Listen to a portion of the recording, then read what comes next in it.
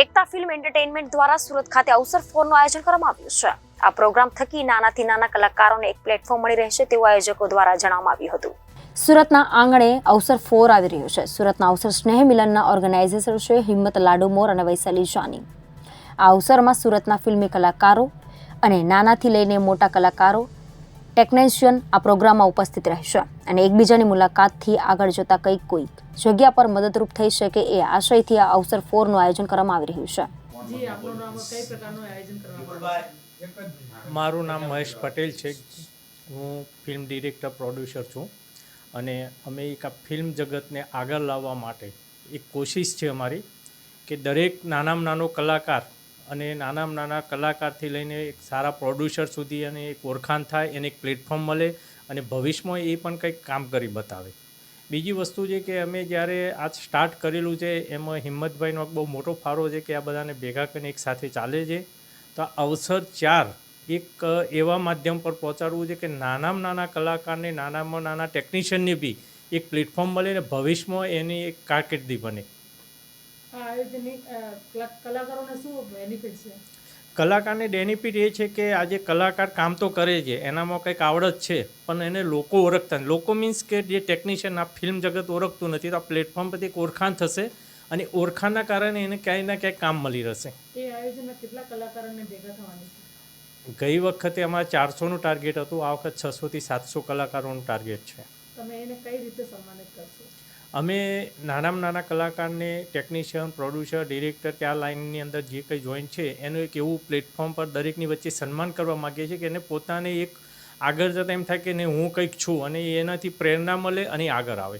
મારું નામ હિંમત લાડુમોર છે। મારી કંપનીનું નામ એકતા ફિલ્મ એન્ટરટેનમેન્ટ છે અને દર વર્ષે અમે એક સ્નેહ મિલન એન્ડ સન્માન સમારોહનું આયોજન કરવા જઈ રહ્યા છીએ। ત્યારે આ વખતે પણ અમે અવસર ફોર લઈને આવી રહ્યા છીએ। એક 600 થી 700 કલાકાર સુરતમાં જ્યારે રહેતા હોય અને એનું સ્નેહ મિલન થાય, જે ફિલ્મ પરિવાર આપણો પરિવાર અંતર્ગત અમે એક ભવ્યથી ભવ્ય આયોજન કરવા જઈ રહ્યા છીએ। અવસર ફોર એમનું નામ છે અને બધા કલાકારો આવવાના છે, તેમજ અત્યારે સત્તા પક્ષના મંત્રીમંડળ પણ હાજર રહેશે અને આપણા મુખ્યમંત્રીને પણ અમે બોલાવવાની કોશિશ કરવાના છીએ, એમના પણ આશીર્વાદ લેવાના છે। તો આ પ્રોગ્રામ ભવ્યથી ભવ્ય થશે। આ પ્રોગ્રામથી કલાકારોને, જે નાના કલાકારો છે એને વધારે કામ મળે, આપણી ગુજરાતી ફિલ્મ જીવિત રહે તે હેતુગત અમે ખૂબ જ પ્રયાસ કરવાના છે અને સુરત હંમેશા માટે મોખરે રહી છે। આજ સુધી જેટલી ફિલ્મો સારી જે સુરતે આપી છે તેને બિરદાવવા લાયક જે ફિલ્મો બની છે, ખૂબ જ સારા ડિરેક્ટરો સુરતમાં છે, સારા કલાકારો સુરતમાં છે, જેવા મોટા મોટા જે લોકો છે, ઇસ્માઇલ દરબાર, અબ્બાસ મસ્તાન, જશવંત ગાંગાણી, ચાંદની ચોપડા, હિતેન કુમાર, એ બધા આપણા સુરતના છે અને ખૂબ જ ગૌરવની વાત છે। એ ગૌરવને બિરદાવવા માટે આપણે ફરીને એક વખત અવસર ફોર લઈને આવ્યા છે। તો બધાને મારો સંદેશ એટલો છે કે ગુજરાતી ફિલ્મ જોશો તો જરૂરથી આપણી રંગભૂમિને આપણે जीवित રાખી શકશું। Thank you so much. Vaishali जानी। ये जो प्रोग्राम होने जा रहा है इसमें किस प्रकार के आप आयोजन की तैयारी को लेकर? एक्चुअली हम आगे भी अवसर 1, 2 और 3 कर चुके हैं और ये है हमारा अवसर 4। हमने आगे भी बहुत सारे प्रयास किए थे कि सूरत के अंदर जो भी आर्टिस्ट हैं, जिनको भी छोटा बड़ा काम जो भी आर्टिस्ट कर रहे हैं, तो वो आगे आए, उनको एक प्लेटफॉर्म मिले।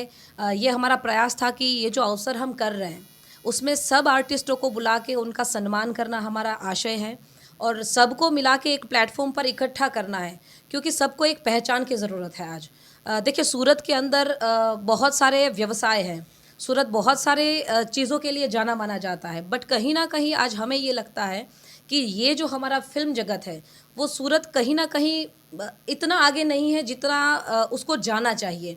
तो एक छोटी सी हमारी हम सब की एक प्रयास है हमारा छोटा सा कि ये अवसर के थ्रू इनको एक नई पहचान मिले। गुजराती फिल्म जगत है उनमें जो भी सूरत के कलाकार हैं उनको एक नया बड़ा प्लेटफॉर्म मिले। ब्यूरो रिपोर्ट जनादेश न्यूज़ सूरत।